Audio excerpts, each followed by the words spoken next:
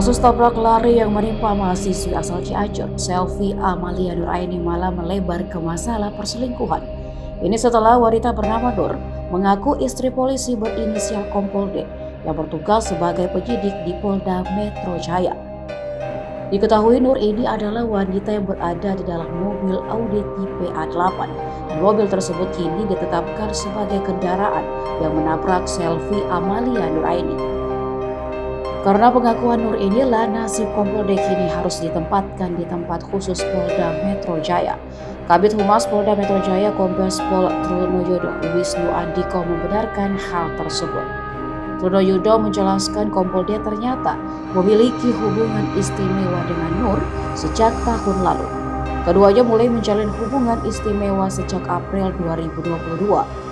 Trunoyodo menuturkan Divisi Profesi dan Pengamanan Polri telah melakukan penyelidikan dengan pemeriksaan saksi dan alat bukti. Hasilnya Kompol D telah melanggar kode etik profesi Polri yang saat ini tengah didalami oleh Bidang Propam Polda Metro Jaya. Saat ini pimpinan Polri telah mengambil tindakan tegas untuk penempatan khusus selama 21 hari Kompol D di Polda Metro Jaya.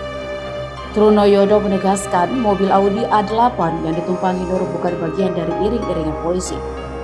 Sementara terkait kasus penggunaan plat nomor palsu, kata Trunoyodo itu merupakan bagian penyidikan dari Polres Cianjur.